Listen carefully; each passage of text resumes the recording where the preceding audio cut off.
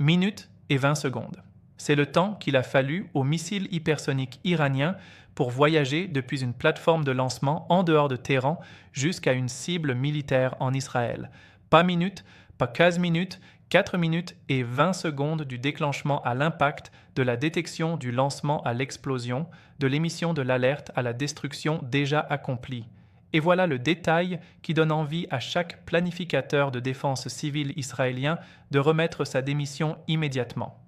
Le système d'alerte aux missiles d'Israël nécessite un minimum de 6 minutes pour compléter son cycle d'avertissement complet.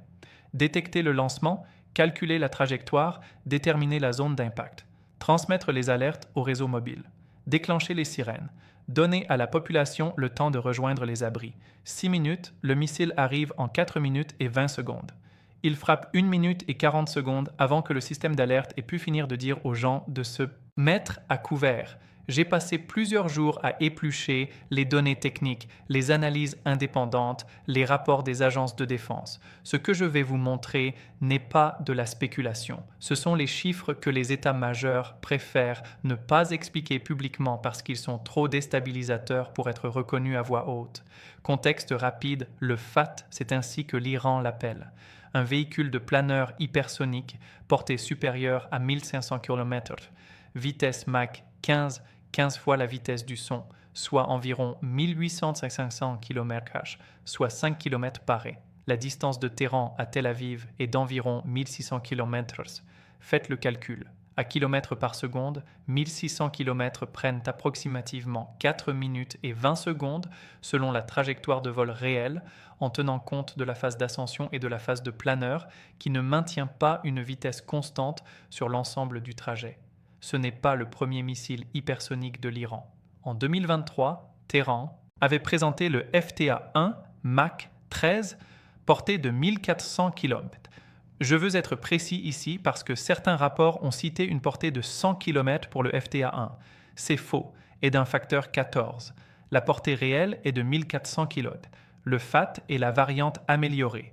Même famille, vitesse accrue, meilleure maniabilité, et surtout un véhicule de rentrée manœuvrant qui modifie sa trajectoire de vol plusieurs fois pendant la descente. C'est cette dernière caractéristique qui rend l'interception mathématiquement intenable avec la technologie actuellement déployée. Voilà comment fonctionne la défense antimissile quand elle fonctionne. Un radar détecte un missile entrant. Le système calcule où sera ce missile dans 30 secondes. Selon sa trajectoire et sa vitesse actuelle, un intercepteur est lancé vers le point d'interception prévu. L'intercepteur arrive à ce point au moment exact où le missile entrant est censé s'y trouver. Collision. Menace neutralisée. Ça fonctionne quand le missile entre ensuite à un arc balistique prévisible. Ça ne fonctionne plus quand le missile change de direction en plein vol. Le FTA-2 ne vole pas sur un arc balistique. Après la phase initiale de propulsion, il se sépare de son propulseur et entre dans une phase de planeur ou de petite surface de contrôle, ajuste continuellement sa trajectoire. Ce ne sont pas des changements de gap massifs, ce sont des micro-corrections. 5 degrés à gauche, 3 degrés à droite, 2 degrés vers le bas. Chaque ajustement est minime. Mais chaque ajustement signifie que le missile ne sera plus à l'endroit où le système défensif avait prédit qu'il serait. Et quand on tente de frapper un objet qui se déplace à Mach X, se tromper de 3 degrés, c'est rater d'une distance en kilomètres. Regardons chaque couche du bouclier israélien et pourquoi chacune d'elles échoue face à cette menace. L'AV3 est conçu pour intercepter les missiles balistiques à des altitudes supérieures à 100 km en phase exo-atmosphérique. Le FAT-2 plane à des altitudes inférieures à 50 km/h pendant la majeure partie de son vol. L'Avre ne peut pas l'intercepter efficacement dans ce régime de vol. Le David Sling est conçu pour les menaces de moyenne portée à des altitudes plus basses, mais ces intercepteurs sont optimisés pour des cibles se déplaçant à Mach 5 ou Mach 8. Le FAT-2 va à Mach 15. La géométrie d'interception ne fonctionne tout simplement pas. Le dôme de fer est conçu pour les roquettes de courte portée et les petits drones. Il n'est même pas pensé pour tenter d'affronter des missiles hypersoniques.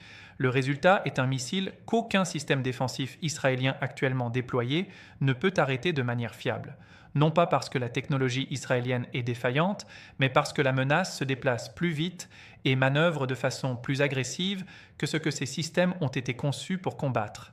Retenez ce chiffre.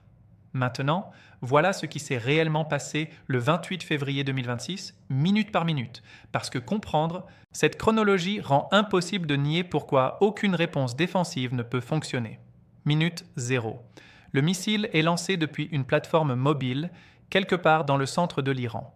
Les satellites israéliens détectent la signature infrarouge du panache du propulseur en 3 secondes. Les données de détection sont transmises au commandement de la défense aérienne. Les systèmes radars en Israël et à bord des navires américains en Méditerranée commencent à tracer le missile. Tout cela se produit dans les 10 premières secondes. Minute 1. Le missile est maintenant à 40 km d'altitude et continue d'accélérer. La vitesse approche Mach 10. Les ordinateurs de défense aérienne calculent la trajectoire. Le calcul montre que le missile se dirige vers l'espace aérien israélien. Les protocoles de décision s'activent. Les batteries AV passent en état d'alerte, mais le missile est encore en phase d'accélération et la fenêtre d'interception optimale est déjà en train de se fermer. Minute 2, le missile atteint son altitude maximale et se sépare de son propulseur. Le véhicule de planeur hypersonique commence sa phase de descente. La vitesse est maintenant 15. La décision est prise. Lancer des intercepteurs ARWA. 2 intercepteurs sont tirés depuis des batteries séparées. Leur temps de vol jusqu'à la zone d'interception est de 90 secondes. Le FAT-2 sera dans l'espace aérien israélien dans 120 secondes. Les chiffres sont serrés. Théoriquement possible. Minu le Fatah commence à manœuvrer. De petits ajustements de cap via ses surfaces de contrôle. La trajectoire de planeur n'est plus l'arc balistique prévu. Les intercepteurs Arrow 3 se dirigent vers un point d'interception basé sur la trajectoire d'avant la manœuvre. Le missile ne sera plus à ce point. Le radar israélien suit les manœuvres en temps réel, recalcule et réalise que les intercepteurs vont manquer leur cible. Il n'y a pas le temps de lancer des intercepteurs supplémentaires. Le missile est à 45 secondes de l'impact.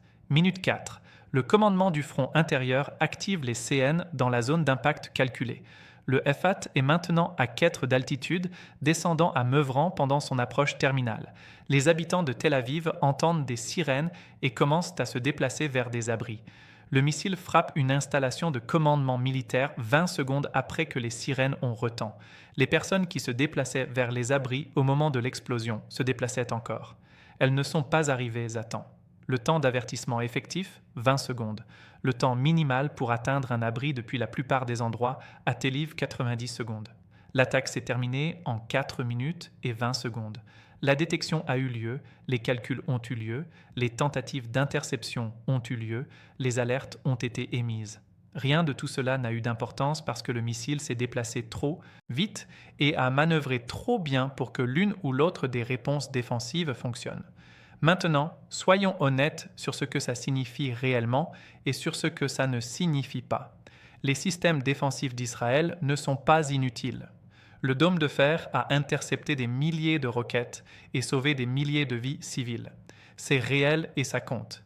Balayer l'ensemble de l'architecture défensive parce qu'elle peine face à une nouvelle catégorie de menaces serait intellectuellement malhonnête. Mais voilà ce que tout l'établissement de défense d'Israël sait et que personne ne dit publiquement. La menace hypersonique n'est pas la seule dans cette catégorie.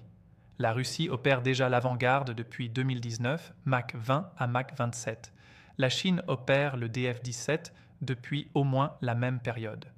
La Corée du Nord travaille sur des capacités similaires. L'Iran n'est pas le pionnier de cette course, il est le suiveur.